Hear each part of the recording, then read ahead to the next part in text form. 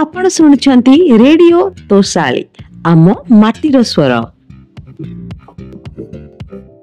एही आलोचना को स्वागत। आज आमे मीन राशिंक पई जून 2025 मासटी केमिति रहिबो से विषय गभीर भावे देखिबा। हाँ नमस्कार। आमर एई विश्लेषण माने बहु प्रतिष्ठित ज्योतिष मानक वीडियो आधार रे करा जाईछि।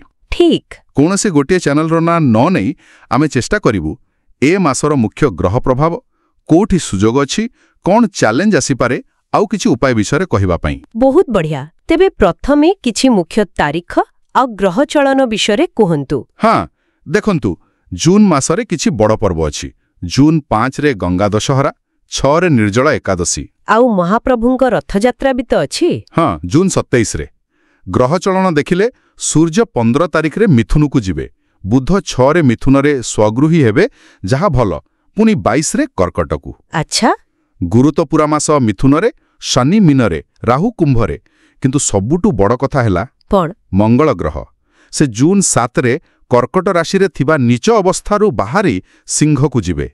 एटा गोटे बहुत गुरुत्वपूर्ण परिवर्तन। ओ मंगलंक नीच स्थिति समाप्ति एहार प्रभाव तो निश्चय देखिबा को मिलिबो। हाँ आउ शुक्र भी मास शेष को माने जून 29 रे वृष रे स्वगृही हेबे। बुझिले। चलंतु प्रथमे वृत्ति व्यक्तित्व और भाग्य विषय कथा हेबा। गुरु जे राशि स्वामी और कर्मेश से चतुर्थ रे केंद्र रे एटा केमिति? यह बहुत भल अत्यंत शुभ स्थिति। कार्यक्षेत्र रे प्रभाव बढ़िबो, आत्मविश्वास बढ़िबो। नुआ सुजोग? हाँ नुआ सुजोग एपरिकी पदोन्नति किंबा किछि पुरस्कार मिलिबार संभावना भी रहिछि।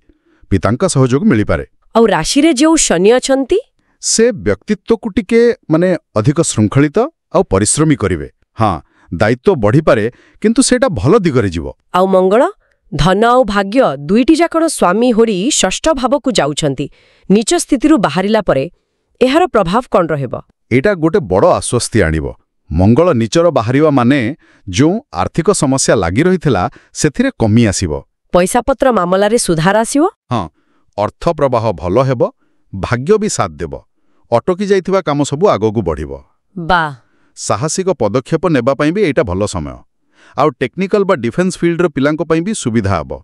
मंगलंकर नीच स्थिति को नै किछि विश्वस्तरीय कथा भी सुनिबा को मिले। हाँ किछि ज्योतिष मत दियंती जे मंगल नीच थिले बेले बेले वैश्विक स्तर रे टिके अशांति देखा जाए।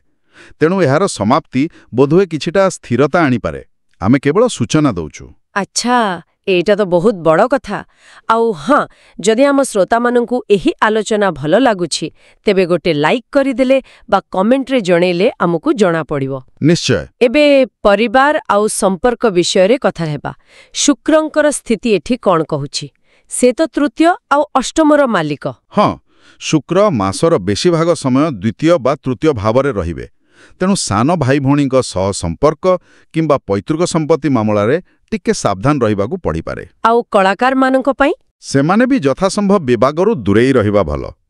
हेले अन्य दिगरे देखिले किछि यात्रा, हठात धन लाभ बा विलास सामग्री किनिबा संभावना भी अछि। माने मिशामिशी फल?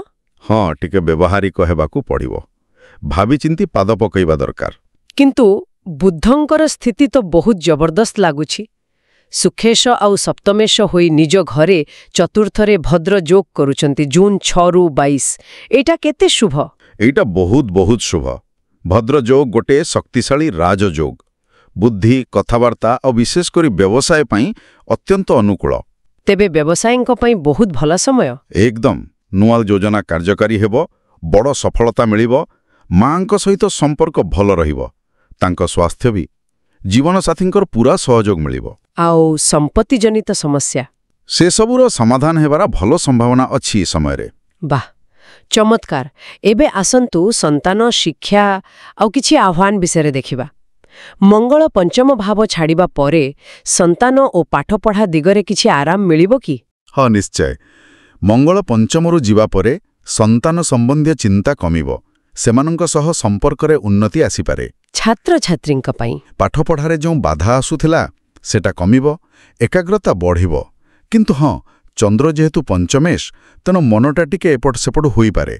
लक्ष्य स्थिर रखिबाकू पड़िबो। ठीक अछि।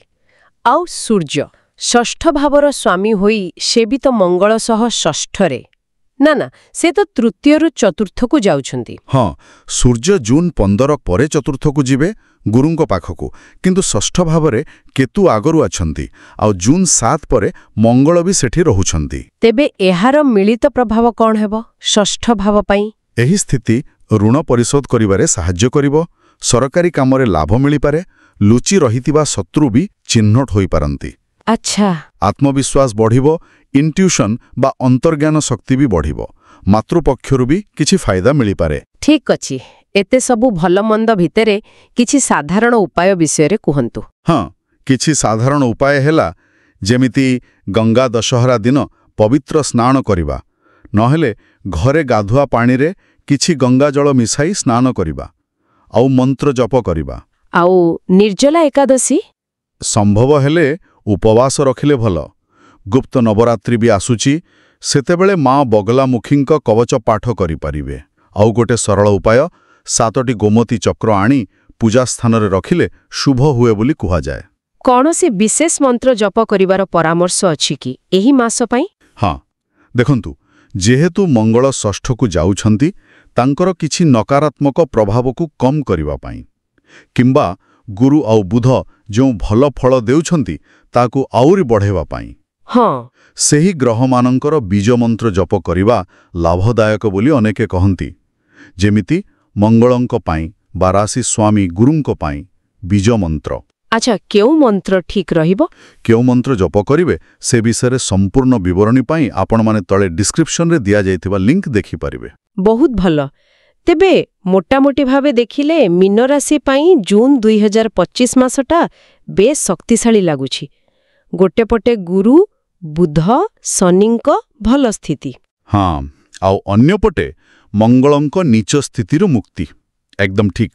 ମାନେ ବିକାଶ, ସ୍ୱୀକୃତି ଆଉ ବାଧାବିଘ୍ନକୁ ପାର କରି ଆଗକୁ ଯିବାର ସମ୍ଭାବନା ବହୁତ ଅଛି। ନିଶ୍ଚିତ ଭାବରେ। ଆଉ ଯିବା ଆଗରୁ ଗୋଟେ କଥା ଚିନ୍ତା କରିବା ପାଇଁ ଛାଡ଼ିଯାଉଛି। କୁହନ୍ତୁ। ଦେଖନ୍ତୁ, ମଙ୍ଗଳ ନୀଚରୁ ମୁକ୍ତ ହୋଇ ଷଷ୍ଠ ଭାବକୁ ମାନେ ଆହ୍ୱାନର ଘରକୁ ଯାଉଛନ୍ତି। ସେହି ସମୟରେ ଗୁରୁ ଚତୁର୍ଥରେ ବସି ସ୍ଥିରତା ଦେଉଛନ୍ତି। ତେବେ ମୀନ ରାଶିର ବ୍ୟକ୍ତିମାନେ ଏହି ନୂଆ ମଙ୍ଗଳ ଶକ୍ତିକୁ କେମିତି ବ୍ୟବହାର କରିବା ଉଚିତ? ମାନେ ବାଧାବିଘ୍ନକୁ ସିଧା ସାମ୍ନା କରିବା ପାଇଁ ଅଧିକ ଆକ୍ରମକ ହେବା ଦରକାର, ନା ଗୁରୁ ଯେଉଁ ସୁଖ ଓ ସ୍ଥିରତା ଦେଉଛନ୍ତି ସେଇଟା ଉପରେ ବେଶୀ ଧ୍ୟାନ ଦେବା ଦରକାର? ଏଟା ଟିକେ ଭାବିବାର କଥା। ବାସ୍ତବିକ ଏକ ଭଲ ପ୍ରଶ୍ନ। ଆଜିର ଏହି ସୁନ୍ଦର ଆଲୋଚନା ପାଇଁ ଆପଣଙ୍କୁ ବହୁତ ବହୁତ ଧନ୍ୟବାଦ। ଆପଣଙ୍କୁ ବି ଧନ୍ୟବାଦ। ପୁଣି ଦେଖା ହେବ। ନମସ୍କାର। ନମସ୍କାର। ଆପଣ ଶୁଣୁଛନ୍ତି ରେଡିଓ ତୋଷାଳୀ, ଆମ ମାଟିର ସ୍ୱର।